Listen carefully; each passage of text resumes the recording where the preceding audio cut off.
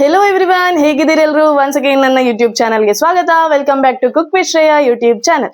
ಇವತ್ತು ಸದ್ದಂ ಮೀನಿದ್ದು ಕೊಕೊನಟ್ ಕರಿ ಮಾಡಿದ್ದೇನೆ. ತುಂಬಾ ಟೇಸ್ಟಿಯಾಗಿ ಬರುತ್ತೆ. ನಾರ್ಮಲ್ ಫಿಶ್ ಕರಿ ಅಂತ ಇದು ಡಿಫ್ರೆಂಟ್ ಆಗಿರುತ್ತೆ. ಟೇಸ್ಟ್ ಅಂತೂ ಸೂಪರ್ ಆಗಿ ಬರುತ್ತೆ.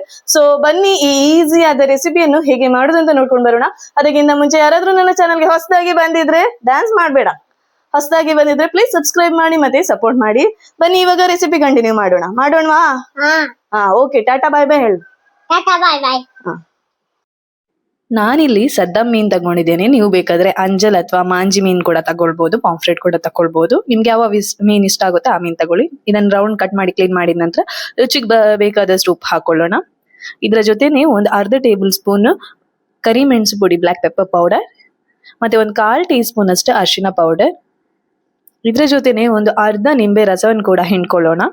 ಅರ್ಧ ನಿಂಬೆ ರಸ ಸಾಕಾಗುತ್ತೆ, ಜಾಸ್ತಿ ಬೇಡ, ಯಾಕಂದ್ರೆ ಮತ್ತೆ ಹುಳಿ ಆಗುತ್ತೆ. ಅದಕ್ಕೋಸ್ಕರ ಅರ್ಧ ನಿಂಬೆ ರಸ ಸಾಕಾಗುತ್ತೆ. ಇಷ್ಟು ಹಾಕಿ ಕರೆಕ್ಟ್ ಆಗಿ ಮೀನಿಗೆ ಈ ಮಸಾಲವನ್ನು ಮಸಾಜ್ ಮಾಡ್ಬೇಕಾಗುತ್ತೆ. ಎಲ್ಲಾ ಕಡೆ ಆ ಮಸಾಲೆ ತಾಗುವ ರೀತಿಯಲ್ಲಿ ನಾವು ಈ ರೀತಿ ಕರೆಕ್ಟ್ ಆಗಿ ಕೋಟ್ ಮಾಡ್ಕೊಳ್ಬೇಕು. ಕೈಯಲ್ಲಿ ಈ ರೀತಿ ಚಂದ ಮಿಕ್ಸ್ ಮಾಡ್ಕೊಳ್ಳಿ. ಎರಡೂ ಬದಿಗೆ ಆ ಮಸಾಲ ಈ ರೀತಿ ತಾಗಿರ್ಬೇಕು. ಆ ರೀತಿಯಲ್ಲಿ ನಾವು ಎಲ್ಲಾ ಮೀನಿಗೂ ಈ ರೀತಿ ಮಸಾಲೆಯನ್ನು ಹಾಕಿ ಹಾಗೆ ಒಂದು ಅರ್ಧ ಗಂಟೆ ಹಾಗೆ ಇಟ್ಟು ಬಿಡೋಣ. ಅದು ಮಸಾಲೆಯನ್ನೆಲ್ಲ ಎಳೆದುಕೊಳ್ಳಿ, ಯಾಕಂದ್ರೆ ನಾವು ಕಮ್ಮಿ ಮಸಾಲೆ ಮ್ಯಾರಿನೇಟ್ ಮಾಡಿರ್ತೀವಿ. ಅದಕ್ಕೋಸ್ಕರ ಒಂದು ಅರ್ಧ ಗಂಟೆ ಆದ್ರೂ ಇಟ್ಬೇಕು.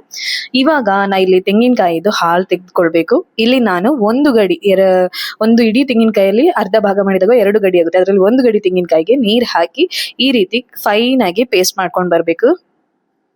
ಈ ರೀತಿ ಸ್ಮೂತ್ ಪೇಸ್ಟ್ ರೆಡಿ ಆಗಿದೆ. ಇದನ್ನ ಇವಾಗ ಒಂದು ಸೋಸರ್ಗೆ ಹಾಕಿ ಹಿಂಡಿದ್ರೆ ನಮ್ಗೆ ತೆಂಗಿನಕಾಯಿ ಹಾಲು ಸಿಗುತ್ತೆ, ತುಂಬಾ ಈಸಿಯಾಗಿ ಸಿಗುತ್ತೆ. ಸೊ ಇದರಲ್ಲಿ ಪಾಯಸ ಕೂಡ ಮಾಡ್ಕೊಳ್ತಾರೆ.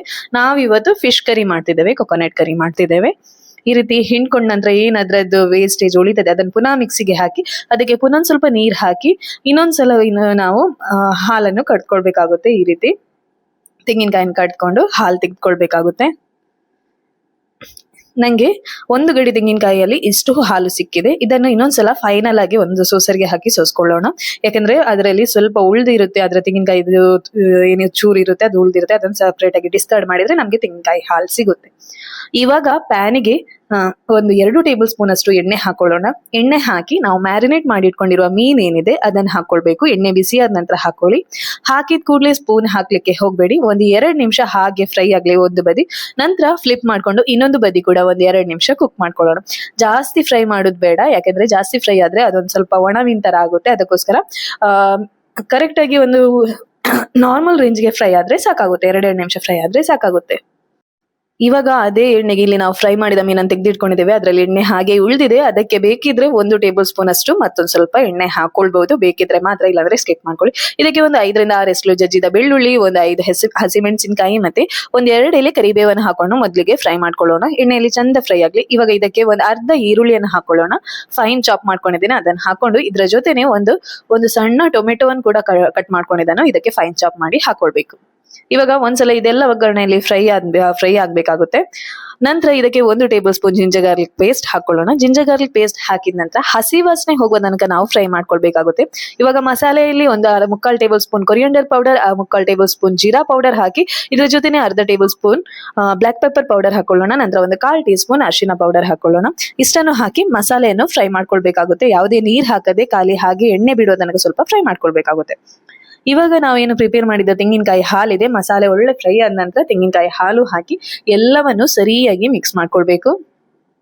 ಹಾಲು ಮತ್ತೆ ಒಗ್ಗರಣೆದು ಏನಿತ್ತು ಅದೆಲ್ಲ ಕರೆಕ್ಟ್ ಆಗಿ ಮಿಕ್ಸ್ ಆದ ನಂತರ ಈ ರೀತಿ ಎಣ್ಣೆ ಎಲ್ಲ ಮೇಲ್ ಬಂದಿದೆ. ಇವಾಗ 1 ಟೇಬಲ್ ಸ್ಪೂನ್ ಅಷ್ಟು ಗರಂ ಮಸಾಲ ಹಾಕೊಂಡಿದ್ದೇನೆ. ಗರಂ ಮಸಾಲ ಹಾಕಿ ಕೂಡ ಕರೆಕ್ಟ್ ಆಗಿ ಮಿಕ್ಸ್ ಮಾಡ್ಕೊಳ್ಬೇಕು. ಮಿಕ್ಸ್ ಮಾಡಿದ ನಂತರ ಕುದಿ ಬರುವ ತನಕ ನಾವು ಹಾಗೆ ಲಿಡ್ ಮುಚ್ಚಿ ಕೂಡ ಇಟ್ಕೊಳ್ಬಹುದು, ಅಥವಾ ಹಾಗೆ ಓಪನ್ ಆಗಿ ಕೂಡ ಇಡ್ಬೋದು. ಸ್ವಲ್ಪ ಕುದಿ ಬರ್ಲಿಕ್ಕೆ ಸ್ಟಾರ್ಟ್ ಆದಾಗ ಒಂದ್ಸಲ ಮಿಕ್ಸ್ ಮಾಡ್ಕೊಳ್ಳಿ. ಇವಾಗ ನಾವು ಏನು ಫ್ರೈ ಮಾಡಿದ ಮೀನ್ ಇದೆ ಇದಕ್ಕೆ ಹಾಕೊಳ್ಬೇಕು. ನನಗೆ ಕರೆಕ್ಟ್ ಆಗಿ ಅರೇಂಜ್ ಮಾಡುವ ರೀತಿಯಲ್ಲಿ ಈ ರೀತಿ ನೀವು ಒಂದೊಂದೇ ಮೀನಿನ ಪೀಸನ್ನು ಈ ರೀತಿ ಹಾಕೊಳ್ಳಿ. ಈ ರೀತಿ ಮೀನು ಹಾಕಿದ ನಂತರ ಆ ಪ್ಲೇಟ್ ಅಲ್ಲಿ ಫ್ರೈ ಮಾಡಿದ ಎಣ್ಣೆ ಏನಾದ್ರೂ ಇದ್ರೆ ಅದನ್ನು ಕೂಡ ಹಾಕೊಳ್ಳೋಣ. ನಂತರ ಸ್ಲೋಲಿ ಆಗಿ ಮಿಕ್ಸ್ ಮಾಡ್ಕೊಳ್ಬೇಕು. ಮೀನ್ ಆಗಿರೋದ್ರಿಂದ ಹುಡಿ ಆಗುತ್ತೆ, ಅದಕ್ಕೋಸ್ಕರ ಸ್ಲೋಲಿ ಆಗಿ ಕರೆಕ್ಟ್ ಆಗಿ ಮಿಕ್ಸ್ ಮಾಡಿ ಹಾಗೆ ಲಿಡ್ ಮುಚ್ಚಿ ಒಂದು 5 ನಿಮಿಷ ಕುಕ್ ಆದ್ರೆ ಸಾಕು, ಜಾಸ್ತಿ ಬೇಡ. ಈ ರೀತಿ ಕುದಿ ಬಂದ್ರೆ ಸಾಕಾಗುತ್ತೆ. ಇವಾಗ ಇಲ್ಲಿ ಬೇಕಿದ್ರೆ ಉಪ್ಪು ಹಾಕೊಳ್ಳಿ. ನಾನಿಲ್ಲಿ ಉಪ್ಪು ಹಾಕಿಲ್ಲ, ಮೀನ್ ಫ್ರೈ ಮಾಡುವಾಗ ಹಾಕಿದ ಉಪ್ಪೇ ಹಾಕಿದ್ದು, ಮತ್ತೆ ಎಕ್ಸ್ಟ್ರಾ ಉಪ್ಪೇನು ಹಾಕಿಲ್ಲ, ಯಾಕಂದ್ರೆ ಉಪ್ಪು ಆಗುತ್ತೆ. ಅದಕ್ಕೋಸ್ಕರ ಉಪ್ಪು ನೋಡ್ಕೊಂಡು ಬೇಕಿದ್ರೆ ಮಾತ್ರ ಹಾಕೊಂಡ್ರೆ ಆಯ್ತು. ಇಲ್ಲಿ ಕುದಿ ಬಂದಿದೆ, ನಮ್ದು ಆಲ್ಮೋಸ್ಟ್ ಸದ್ದ ಮೀನಿನ ಕೊಕೊನಟ್ ಕರಿ ರೆಡಿ ಆಗಿದೆ. ಇಲ್ಲಿ ತೆಂಗಿನಕಾಯಿ ಹಾಲು ಹೊಡಿತದೆ ಅಂತ ಹೆದರ್ಕೊಳ್ಬೇಡಿ, ಅಥವಾ ಹೊಡೆದ್ರೂ ತೊಂದರೆ ಇಲ್ಲ. ಈ ರೀತಿ ಆಗುತ್ತೆ. ನಮಗೆ ದಪ್ಪ ಕರಿ ಬೇಕು, ನಿಮ್ಗೆ ತಿಳು ಬೇಕಿದ್ರೆ ಸ್ವಲ್ಪ ನೀರು ಹಾಕೊಳ್ಬಹುದು. ಪಾಯಸ ಮಾಡ್ತಿರೋದಲ್ಲ, ನಾವು ಕರಿ ಮಾಡ್ತಿರೋದು, ಸೊ ಹೊಡೆದ್ರೂ ಏನು ಪ್ರಾಬ್ಲಮ್ ಇಲ್ಲ. ಒಳ್ಳೆ ಟೇಸ್ಟಿ ಬರುತ್ತೆ. ನಾವು ಚಿಕನ್ ಕರಿ ಯಾವ ರೀತಿ ಮಾಡ್ತೇವೆ ಅದೇ ರೀತಿಯಾಗಿ ಬರುತ್ತೆ. ಇಲ್ಲಿ ನೋಡಿ, ನಮ್ದು ಸದ್ದ ಮೀನಿನ ಕೊಕೊನಟ್ ಕರಿ ರೆಡಿ ಆಗಿದೆ. ಮೇಲ್ಗಡೆಯಿಂದ ಸ್ವಲ್ಪ ಕೊತ್ತಂಬರಿ ಸೊಪ್ಪು ಹಾಕೊಳ್ಳೋಣ ಬೇಕಿದ್ರೆ. ನಂತರ ಇನ್ನೊಂದ್ ಸ್ವಲ್ಪ ಮಿಕ್ಸ್ ಮಾಡ್ಕೊಂಡು ಹಾಗೆ ಗ್ಯಾಸ್ ಇದು ಫ್ಲೇಮ್ ಆಫ್ ಮಾಡಿದ್ರೆ ನಮ್ದು ಸದ್ದ ಮೀನಿನ ಕೊಕೊನಟ್ ಕರಿ ರೆಡಿ ಆಗಿದೆ. ತುಂಬಾ ಅಂದ್ರೆ ತುಂಬಾ ಟೇಸ್ಟಿಯಾಗಿ ಬರುತ್ತೆ. ನನ್ನ ಅಮ್ಮನಿಗಂತೂ ಭಾರಿ ಖುಷಿಯಾಗಿತ್ತು.